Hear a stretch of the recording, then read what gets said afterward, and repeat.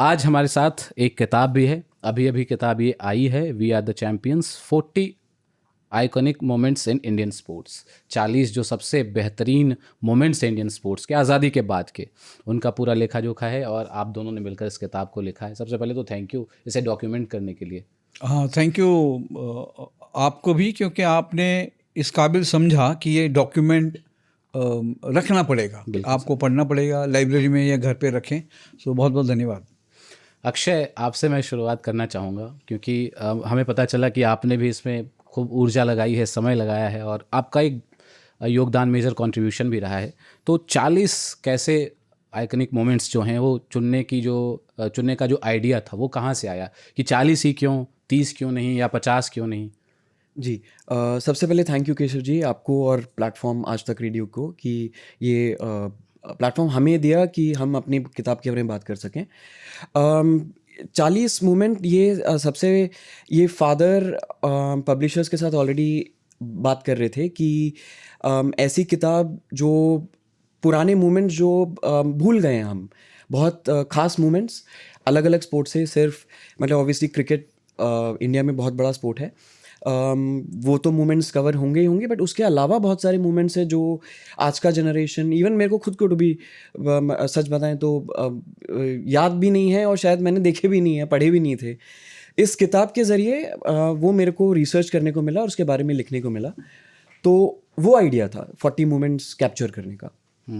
Sir, आपने निश्चित तौर पर एक गाइडिंग लाइट की तरह अपने हाथ पकड़ के बताया होगा और इसमें बहुत सारे ऐसे इवेंट्स हैं जिसके आप साक्षात गवाह भी रहे होंगे, है ना? मैं देख रहा था किताब के पन्नों को पलटते हुए, आज़ादी के बाद से लेकर के 20वीं सदी तक 11 ऐसे मोमेंट्स आपने इसमें दर्ज कराए हैं। उसके बाद जो है, जो 21वीं सदी शुरू हो रही, उसमें 29 ऐसे मोमेंट्स आए हैं। तो ये एक इंडिकेशन भी है कि स्पोर्ट्स में इंडिया का जो वर्चस्व है लगातार बढ़ रहा है। एकदम आपने सही पकड़ा, वर्चस्व भी बढ़ रहा है। और ये मैं थोड़ा जोड़ना चाहूँगा कि 40 क्यों। एक्चुअली उनका आइडिया था 30, फिर हमको लगा 30 में सब नहीं आ रहा है, फिर 35 उन्होंने डिसाइड किया 35। फिर हमको लगा कुछ खेल ऐसे हैं जो छूट जाएंगे और मतलब ठीक नहीं होगा कि आप अचीवमेंट तो सबकी बराबर है, वर्ल्ड लेवल पे जो चैम्पियन है वो चैम्पियन माना जाएगा, चाहे आप ये बाद में कहें कि नहीं फुटबॉल सबसे ज़्यादा खेला जाता है, क्रिकेट तो बहुत कम खेला जाता है। अगर आप देखें 6 कंट्रीज़ है, 8 कंट्रीज़ हैं। सो हमने सोचा कि 40 अच्छा फिगर है, 50 करने जाते तो थोड़ा डाइल्यूट हो जाता, क्योंकि फिर हमको ज़बरदस्ती और 10 डालने पड़ते। हालांकि मैं ये नहीं कहूँगा कि डिज़र्व नहीं करते थे, हैं, पर ये 40 ऐसे हैं, इसमें कईयों पे लिखा ही नहीं गया। और वो भी मतलब वो बड़े आश्चर्यचकित थे कि हम उनके पास आए हैं उनकी अचीवमेंट्स हाईलाइट करने के लिए। तो उनको बड़ी खुशी हुई जब उनसे बात की। और कुछ एक के साथ मुझे मतलब बाद में फीडबैक मिला मुझे उनसे, उनको बहुत पसंद आया। सो ये किताब के लिए अच्छा है, ये हम दोनों के लिए प्रोफेशनली अच्छा है कि उनको ये ऐसी चीज़ें अच्छी लगी हैं। तो ये मैं कहूँगा कि मेन रीज़न है कि हम 40 पे क्यों रुके। यस, और इसमें मैं देख रहा हूँ क्रिकेट ही नहीं है, क्रिकेट के अलावा बैडमिंटन भी है, रेसलिंग भी है ना, शूटिंग भी है, मतलब तमाम तरह के स्पोर्ट्स इसमें उनको जगह मिली है। सबसे मोस्ट आइकनिक इनमें से अगर चुनने को मैं कहूँ, हालांकि बहुत मुश्किल है चुनना अपने आप में, बट आप दोनों के हिसाब से मोस्ट आइकनिक? मेरे लिए शायद जो खेल मेरे को देखने को मिला, बिकॉज बचपन में ऑब्वियसली बहुत सारे मोमेंट्स, काफ़ी सारे मोमेंट्स मैं कह सकता हूँ देखे भी हैं, शायद थोड़ा भूल भी गया था, बट इस किताब को लिखने के ज़रिए मेरे को आज के डेट पे यूट्यूब ऑनलाइन पे ही ज़्यादा देखने को मिलता है। ऑफिशियल रिकॉर्डिंग्स तो इतनी आसानी से अवेलेबल नहीं होती हैं, तो यूट्यूब पे जितना अवेलेबल था, बैडमिंटन काफ़ी मेरे को देखने को मिला। तो मैं कह सकता हूँ आई थिंक साइना नेहवाल का मूवमेंट और पीवी सिंधु का मूवमेंट, इनका शायद मेरे लिए बहुत खास रहा है, बिकॉज देखते टाइम पे आप पूरा उसमें घुस जाते हैं, तो ऐसे लगता है कि मैं लिखने के लिए नहीं देख रहा हूँ बट एंजॉय कर रहा हूँ उस मोमेंट को, तो वो शायद मेरे लिए आइकॉनिक रहेंगे। सर, आपके हिसाब से? केशव, मैं तो ज़िंदगी तमाम मैंने क्रिकेट ज़्यादा कवर किया, फिर hockey, football, table tennis, badminton करना पड़ता था, हिंदू न्यूज़पेपर में था, तो मैगज़ीन के लिए भी करना है। सो मुझे उसका बड़ा फ़ायदा हुआ, मैं खिलाड़ियों के बहुत नज़दीक पहुंचा। पर मेरा मोमेंट जब मैं बड़ा हो रहा था 75 का वर्ल्ड कप हॉकी का, क्योंकि मुझे याद है हम देखने को नहीं मिला, कमेंट्री सुन रहे थे और जसदेव सिंह जी की आवाज़, और हमारे सामने वो कोलालमपुर का स्टेडियम उन्होंने खड़ा कर दिया जिस ढंग से उन्होंने। और मुझे याद है हम 2 घंटे 3 घंटे तो हम घर ही नहीं गए, छत पे सुन रहे थे बहुत सारे हमारे दोस्त, हम बस पागल हो गए क्योंकि बहुत बड़ा मोमेंट था और हॉकी सबको प्रिय था। तो उस ज़माने में हॉकी प्लेयर भी उतने ही बड़े स्टार्स थे केशव जितने क्रिकेटर्स। पर बाद में अगर आप कहेंगे तो मेरे लिए इसमें सबसे बड़ा जो मैं कहूँगा अविस्मरणीय जो है वो है क्रिकेट का वर्ल्ड कप 83 का, क्योंकि तब तक मैं क्रिकेट करने लगा था अच्छे से और इनको जानने लगा था। और आप जैसे पढ़ेंगे, आपने देखा भी है कई बार, आपने एक फिल्म भी आई है उसके ऊपर जो इस जनरेशन के लिए बताती है कि क्या हुआ था। सो 83 वर्ल्ड कप इसलिए भी है प्रिय क्योंकि हमें कोई चांस नहीं था। इंग्लैंड में लोगों ने जो है देखना बंद कर दिया था हिंदुस्तानियों ने क्रिकेट के, तो हारने आए हैं। और अगर आपको याद हो उसमें एक ऐसा मोमेंट था जब फाइनल में वेस्ट इंडीज़ जब रिचर्ड्स ने मारा शुरू किया तो हमारे प्लेयर्स की दो प्लेयर्स की वाइफ जो हैं वो बाहर चली गई, उन्होंने कहा तो हार रहे हैं। फिर बाहर जाके उनको पता लगा हमने बड़ी गलती कर दी, वापस नहीं आ पाई। पर वो मोमेंट ऐसा था जिसने क्रिकेट बदल दिया भारत में, और जिसकी वजह से अगर आप आज देखें जो इतनी बड़ी इंडस्ट्री क्रिकेट है तो उसका मैं कहूँगा पूरा श्रेय 83 वर्ल्ड कप लॉर्ड्स में जो मैच जीता भारत ने, वो मेरे ख्याल से सबसे मेरे लिए इसमें सबसे इम्पोर्टेंट मोमेंट है। बिल्कुल, और उस एक मोमेंट की बदौलत इतने सारे क्रिकेट के सितारे हमें देखने को मिले। सचिन तेंदुलकर अक्सर उसका जिक्र करते हैं और सचिन तेंदुलकर ने ही इस किताब की भूमिका लिखी है। वो भी अपने आप में एक बहुत बड़ी बात है। आई डोंट थिंक कि और किसी किताब में हमारा उनका वो ऐसे फॉरवर्ड देखने को मिला है। जी नहीं, क्योंकि देखिए मेरे अलग अलग किताबों में जैसे मुझे सौरव गांगुली ने, राहुल द्रविड़ ने, सहवाग ने फॉरवर्ड लिखा, कपिल देव, इन सब ने लिखा, युवराज सिंह ने लिखा है फॉरवर्ड, बट सचिन ने किसी के लिए नहीं लिखा था। तो मुझे लगा कि अगर होगा तो अच्छा है, और वो राज़ी भी हो गया क्योंकि मेरा उनसे बड़ा संबंध बहुत पुराना है। और मुझे लगता है कि ये उनका एक गिफ्ट था अक्षय के लिए, क्योंकि जब मालूम पड़ा उनको कि अक्षय भी लिख रहे हैं किताब साथ में, तो फिर उन्होंने कहा मैं दूंगा फॉरवर्ड, और अच्छा फॉरवर्ड दिया है। जो अगर आप पढ़ेंगे तो मुझे लगता है कि एक मेरे करियर का एक उपलब्धि है ये कि उन्होंने फॉरवर्ड दिया। और इस किताब में फॉरवर्ड भी बड़ा कंट्रीब्यूशन है क्योंकि एक तरीके से वो एक छाप है कि ये किताब पढ़ने लायक। बिल्कुल, एक अहम दस्तावेज़ है हमारे समय का, हमारे इतिहास का। अक्सर हम पॉलिटिक्स में बात करते हैं ना, चर्चाएं होती हैं कि पिछले 70 सालों में ये हुआ, 77 सालों में ये हुआ। उसमें हम स्पोर्ट्स को कहीं ना कहीं साइड लाइन कर देते हैं, बट इस किताब ने उसे बखूबी रेखांकित करने का काम किया, जिसके लिए आप दोनों का बहुत बहुत शुक्रिया। अक्षय, आपसे मेरा एक सवाल है कि इसे लिखते हुए, रिसर्च करते हुए, कौन से वो स्पोर्ट्स थे या जो मोमेंट्स थे जो आपको लगे यार, मतलब आप वाव हो गए, चकित हो गए, यार ये क्या है? बिल्कुल, मेरे दिमाग में अभी जो दो स्पोर्ट आ रहे हैं, एक तो शूटिंग है, अभिनव बिंद्रा जी का जो मेडल रहा है उसमें, बिकॉज उसमें आपको एक तो है कि खिलाड़ी वो स्पोर्ट में प्रिसिशन, एक्यूरेसी बहुत इंपॉर्टेंट है। मतलब जो उसमें बुल्स आई कहते हैं, वो उसका जो विड्थ होता है वो 0.2 मिलीमीटर्स कुछ का होता है, वो 0.5 मेरे, if I am not mistaken. तो एक तो स्पोर्ट ही इतना प्रिसाइज है, साथ में प्लेयर को उतना एक्यूरेसी करना और लगातार करना है कंसिस्टेंसी के साथ। और तीसरा जो मेरे लिए सबसे मतलब लिखते टाइम पे जो मैं रियलाइज़ कर रहा था कि स्पोर्ट को जो लोग फॉलो करते हैं इतने मतलब कम, कहते हैं कि कम है ऑब्वियसली बिकॉज क्रिकेट फुटबॉल जितना इतना पॉपुलर नहीं है, लेकिन जो बहुत सालों से इसको फॉलो कर रहे हैं तो वो क्या सोचते होंगे इसके बारे में, वो एंगल, मतलब आप उनको वो पसंद होगा कि एक्यूरेसी बार बार वो प्लेयर अचीव कर रहा है और आप सालों साल वही देख रहे हैं, फॉलो कर रहे हैं, न्यूज़पेपर में पढ़ रहे हैं। तो आई थिंक एक वो स्पोर्ट है, और आई थिंक दूसरा रहेगा मोटर स्पोर्ट, जो हमने नारायण कार्तिकेयन जी का उसमें मेंशन किया है। हाँ जी, उसमें बिकॉज इंडिया में उस टाइम पे नहीं था इतना मोटर स्पोर्ट, इतना इजीली आप एक्सेस भी नहीं कर सकते हैं, वो भी एक बहुत बड़ा पॉइंट है। But at the same time interesting है, बहुत एक्साइटिंग स्पोर्ट भी है। जब आप सामने देखते हैं तो आपके सामने से गाड़ियाँ 200-300 की स्पीड पे जा रही हैं, तो देखने में तो मज़ा आता ही है बिल्कुल। तो वो एक स्पोर्ट है जो शायद मैं कहूँगा जो एक्साइटिंग है, और मेरे को लगा कि इसके बारे में लिखना चाहिए। बिल्कुल।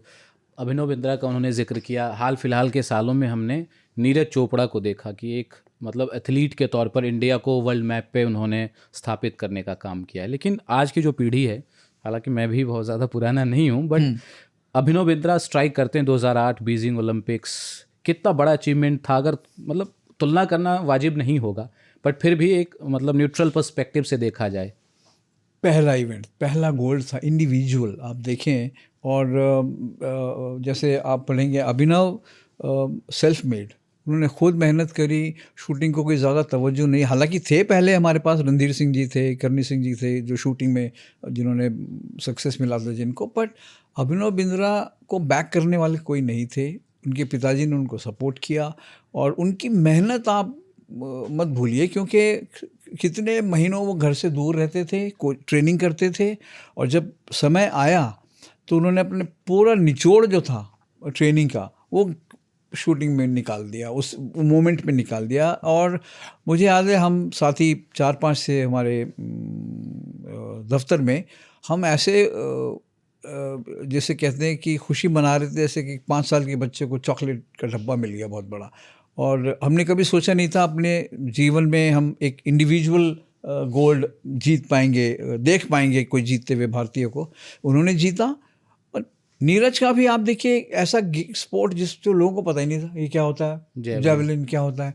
और उन्होंने भी कोविड के बाद वापसी की है, मतलब बहुत कठिन दौर था वो, और वो एक खुशी जो दी नीरज ने के जो गोल्ड मिला, मैं समझता हूँ मॉडर्न उसमें बहुत बड़े खिलाड़ी हैं अभिनव बिंद्रा, नीरज चोपड़ा, और बहुत हम्बल है। अगर आप देखेंगे, जब आपको मिलेंगे, बहुत ही डाउन टू अर्थ, आपको लगेगा ही नहीं कितने बड़े चैंपियन से मैं मिल रहा हूँ। और मुझे लगता है ऐसी ही है एक और, उसमें एक मैं जोड़ना चाहूँगा कि विश्वनाथन आनंद, उनको बहुत कम श्रेय देते थे लोग कि चेस क्या है, चेस में कोई दौड़ते तो है नहीं, एक जगह बैठ के खेलते हैं। पर चेस का जब आप खेलेंगे तब आप समझेंगे कि उसके चैलेंजेस क्या हैं। तो कोई भी खेल, जब तक अगर आपको जानना है कितना उसका क्या अहमियत है, तो आपको खेल खेलना पड़ेगा, तब आप जान पाएंगे कि चेस क्यों है, शूटिंग की क्या मुश्किलें हैं, या जो नीरज चोपड़ा को जो जैवलिन थ्रो है उसमें। सो हर खेल की एक खासियत है। पर यह है कि कुछ, जैसे अक्षय ने बोला, पॉपुलर नहीं है स्पोर्ट, तो लोगों का थोड़ा रवैया अलग होता है। बट मेरी नज़र में हर चैम्पियन जो इस किताब में है बहुत जो है काबिल चैम्पियन है। और एक अच्छी और बात मुझे लगी इस किताब में कि आपने फीमेल एथलीट्स को भी उतनी ही प्रमुखता से इसमें जगह दी है। मैं देख रहा था मिताली राज हैं वहाँ, साइना नेहवाल हैं, साक्षी मलिक हैं, हरमनप्रीत कौर हैं, पीवी सिंधु हैं, मीराबाई चानू हैं, बहुत सारे नाम हैं। और निश्चित तौर पर उन्होंने वो अचीव किया है जिसकी बदौलत उन्हें जगह मिली है। तो आपको, हमारे सभी लिसनर्स को, अगर आप स्पोर्ट्स लवर हैं, सही मायने में ख़ुद को खेल का शौकीन मानते हैं, तो ये किताब पढ़ डालिए। सचिन तेंदुलकर साहब का फॉरवर्ड है, इसके अलावा कपिल देव साहब, सुनील गावस्कर, नवजोत सिंह सिद्धू, इनके कमेंट्स भी हैं। हाँ, इसमें मुझे ये है ना, उन्होंने एक एक कोट दिया है। मतलब शुरू में देखिए कपिल देव हैं, सचिन तेंदुलकर भी हैं, और जैसा आपने बोला मिताली राज, नवजोत सिद्धू, सुनील गावस्कर जी और कपिल देव जी। तो ये हमारे लिए एक, मैं कहूँगा एक तरीके का जैसे कहते हैं ना, उन्होंने अपना स्टैंप लगा दिया कि हम इस किताब को सपोर्ट करते हैं। और किस्मत है हमको इन सब से, मतलब अच्छे कोर्स मिले हैं। तो एक तरीके से ये दर्शाता है कि हमारी मेहनत सफल हुई। एक सवाल मेरा है, आखिरी सवाल है, वो ये कि कोई ऐसा मोमेंट था जिसे बाहर करना इस लिस्ट से बहुत मुश्किल था? अक्षय, सोचो कोई है? हाँ, मैं इफ़ यू डोंट माइंड, मतलब मैं सोच रहा हूँ। हाँ। हाँ, मुझे था, देखिए फुटबॉल हमने इंक्लूड किया, सुनील छेत्री पे एक पूरा चैप्टर। हाँ, छेत्री पे भी चैप्टर बाद में डाला है, 62 एशियन गेम्स है। ऐसे